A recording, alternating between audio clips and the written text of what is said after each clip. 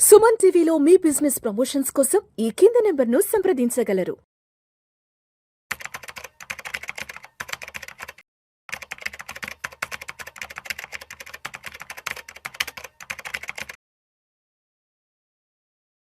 నమస్తే హర్ష. నమస్తే సార్.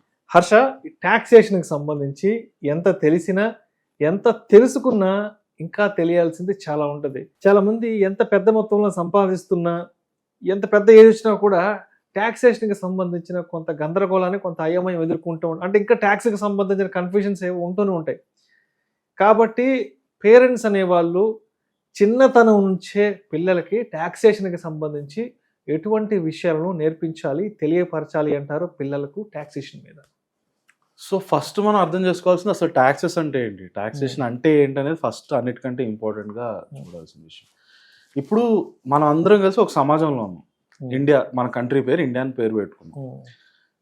ఇప్పుడు మీరు ఇంట్లో నుంచి బయటకు వచ్చి రోడ్డు మీద వెళ్తుంటే, మీరు పొద్దున్న పిల్లలైనా సరే సైకిల్ తీసుకుని రోడ్డు మీదకి వెళ్తే రోడ్లంతా గుంటలు ఉన్నాయనుకోండి, మొత్తం రాళ్లే ఉన్నాయనుకోండి, అప్పుడు మీకు వెళ్ళడానికి దాని మీద చాలా ఇబ్బందులు పడతారు.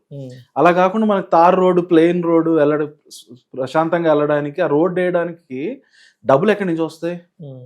గవర్నమెంట్ అనేది గాల్లో నుంచి డబ్బులు ప్రింట్ చేయలేదు కదా.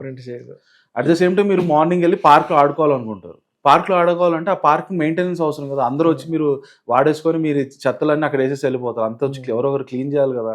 మీ ఇంటి ముందు ఉండే చెత్తను కూడా ఎవరో ఒకరు డైలీ వచ్చి క్లీన్ చేయాలి కదా. ఇవన్నీ చెయ్యాలి అంటే ప్రభుత్వానికి డబ్బులు అవసరం. కరెక్ట్. ప్రభుత్వానికి భూమిలో నుంచి మీకు ఏదో నిధుల నుంచి వచ్చేసేవి డబ్బులు, చెట్ల గాయ ప్రభుత్వానికి కూడా డబ్బు. కరెక్ట్. సో ప్రభుత్వానికి డబ్బులు ఎక్కడి నుంచి వస్తాయి? అందుకని సొసైటీలో మన 140 కోట్ల మంది ఉంటే ప్రతి ఒక్కరి దగ్గర నుంచి ఎంతో కొంత డబ్బులు తీయడాన్ని మనం ట్యాక్స్ అని అంటాం. అయితే అందరి దగ్గర ఈక్వల్గా డబ్బులు తీయాలా అంటే సమాజంలో ఉన్న ప్రతి మనిషి దగ్గర అదే రేట్లో ఒకటే ట్యాక్స్ ఉండాలా? అప్పుడు ప్రాబ్లం ఏంటంటే కొంతమంది బాగా ధనికులు ఉంటారు, కొంతమంది చాలా మంది పేదవాళ్ళు ఉంటారు. ఇప్పుడు అంత పేదరికంలో ఉండే వాళ్ళ దగ్గర నుంచి అట్ ద సేమ్ టైం అంబానీకి ఇద్దరికి ఒకటే రకంగా ట్యాక్స్ తీయడం అనేది లాజికల్ గా వింటే బాగానే ఉంటుంది.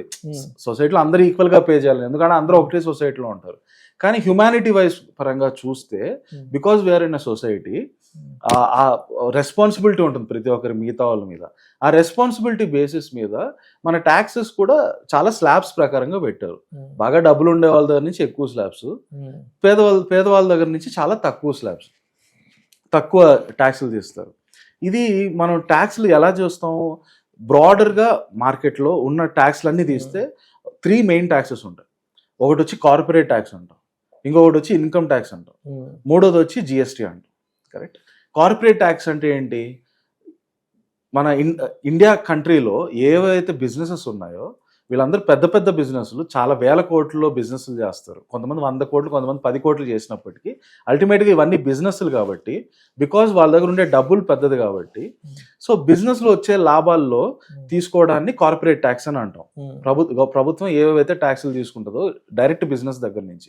ఇండివిజువల్ దగ్గరికి వచ్చేసరికి ప్రాబ్లం ఏంటంటే, ఒక ఇండివిజువల్ దగ్గర నుంచి మీరు మ్యాక్సిమం ట్యాక్స్ గుంజాలని చూడలేరు. ఎందుకంటే అతనికి వచ్చే ఇన్కంలో మీరు 50% ట్యాక్స్ చేసుకుంటే అతని దగ్గర మిగిలేదే ఉండదు. అదే మీరు ఒక బిజినెస్ దగ్గరికి వెళ్తే ఆ బిజినెస్లో చాలా మంది వచ్చి పని చేయడం వల్ల వాళ్ళు కొన్ని 100 కోట్లో, 1000 కోట్లో లేదా 10 కోట్లో అయినా బాగా పెద్ద స్థాయిలో డబ్బులు రొటేట్ అవుతుంది కాబట్టి అక్కడి నుంచి మీకు ట్యాక్స్ కలెక్ట్ చేయడానికి ఎక్కువ స్కోప్ ఉంటుంది. అందుకని మీకు కార్పొరేట్ ట్యాక్స్ కొంచెం ఎక్కువగా అనిపిస్తుంది. 22% ప్లస్ సర్చార్జ్, జిఎస్టీ, సర్చార్జ్, సెస్లు ఇవన్నీ అంటారు. ఆల్మోస్ట్ 25 to 30% అయిపోతుంది కార్పొరేట్ ట్యాక్స్లో. రైట్. ఆ తర్వాత నెక్స్ట్ మనం చూస్తే income tax, personal income tax. ఈ personal income tax once again సొసైటీలో ఎవరెవరికైతే ఎంతెంత ఇన్కమ్ లెవెల్స్ ఉంటాయో దాని ఆధారంగానే స్లాబ్స్ ఫిక్స్ చేస్తారు. దాంట్లో టాప్ ఎండ్లో ఉండే వాళ్ళకి 30% ట్యాక్స్, ఆ తర్వాత 25%, 20%, 10%, 15%, 5% అన్ని రకాల స్లాబ్స్ ఉంటాయి. రైట్. సో మీరు స్టార్టింగ్ ఫేజ్లో, కెరియర్ స్టార్టింగ్ ఫేజ్లో మీరు 5 లక్షలు 10 లక్షలు ఉండేటప్పుడు మీ దగ్గర నుంచి గవర్నమెంట్ ఎక్కువ ఆశించదు కూడా. మిమ్మల్ని ట్యాక్స్ ఎగ్జంప్షన్లో ఉంచుతుంది, లేకపోతే 5%, 10% బ్రాకెట్లో వచ్చేలాగే చూస్తుంది. ఎప్పుడైతే మీరు కెరియర్లో బాగా డబ్బులు సంపాదించి హై లెవెల్కి వెళ్తున్నారో అప్పుడు ప్రపోర్షనేట్గా మీకు ట్యాక్స్లు, మీరు కట్టే ట్యాక్స్లు కూడా పెరుగుతూ వెళ్తాయి. మూడోది వచ్చి ఈ రెండు ఏం చూసాం మనం, ఒకటి వచ్చి బిజినెస్లు, పెద్ద పెద్ద బిజినెస్లు, రెండోది వచ్చి ఇండివిజువల్స్ ఎవరెవరైతే మంచి ఉద్యోగాలు చేసుకొని బాగా డబ్బులు సంపాదిస్తున్నారో వీళ్ళ నుంచి వస్తుంది. But at the same time society pyramid లాగా చూసుకుంటే రిచ్ పీపుల్ ఉంటారు, టాప్ ఎండ్ లో బాగా బిజినెస్ చేసి బాగా రిచ్ పీపుల్ ఉంటారు, మిడిల్ లెవెల్ ఉద్యోగాలు చేసి బాగా సంపాదించే వాళ్ళు ఉంటారు.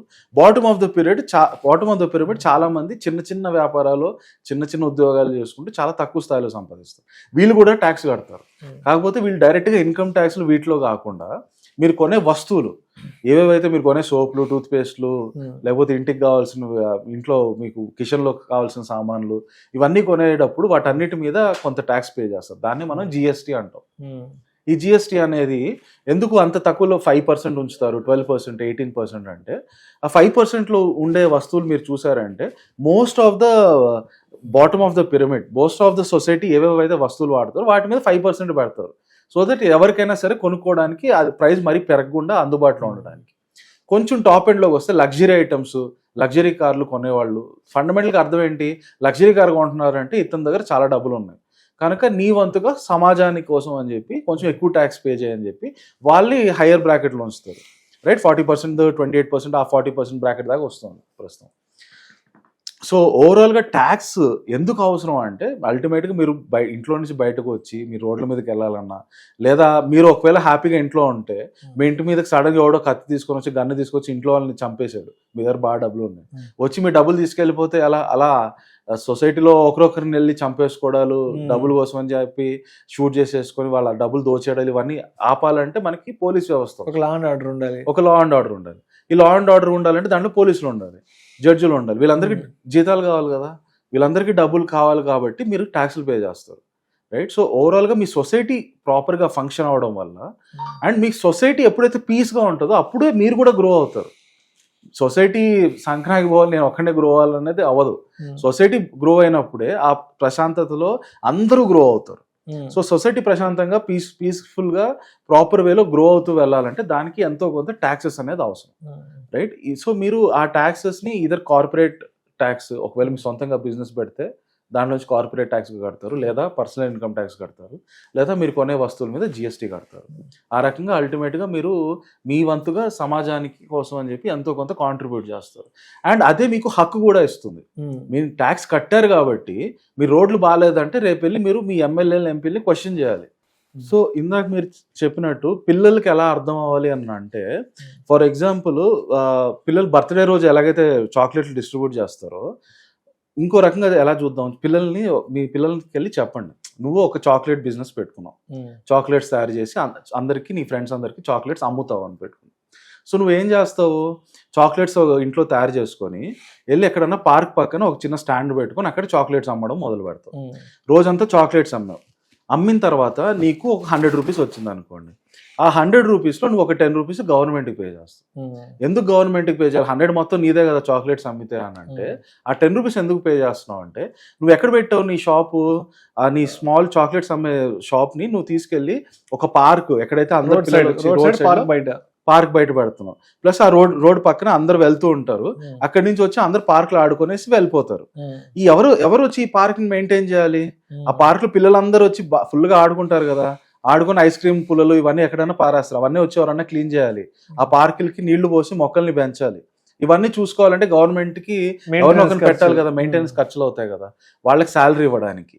Right, at the same time ఆ రోడ్లు అన్ని బాగుండడానికి, వీటి కోసం అని చెప్పి గవర్నమెంట్కి ఏవైతే ఖర్చులు అవుతాయో వాటికి ఆ గవర్నమెంట్కి ఆదాయం, ఆ ఖర్చులకు ఆదాయం కావాలి కనుక నువ్వు ఏదైతే చాక్లెట్స్ అమ్మడానికి షాప్ పెట్టుకున్నావో దాంట్లో నుంచి నీకు 100 రూపీస్ ప్రాఫిట్ వస్తే ఒక 10 రూపీస్ తీసుకెళ్ళి గవర్నమెంట్కి ఇస్తావు.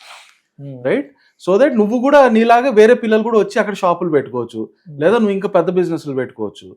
ఇవన్నీ నీకు ఫెసిలిటేట్ అవ్వాలంటే గవర్నమెంట్కి ఇవన్నీ చేయాల్సిన అవసరం ఉంటుంది కనుక అందువల్ల నీకు వచ్చే ప్రాఫిట్స్లో కొంత నువ్వు ట్యాక్స్లు గవర్నమెంట్కి పే చేస్తావు. Thank you so much Harsha. Thank you sir.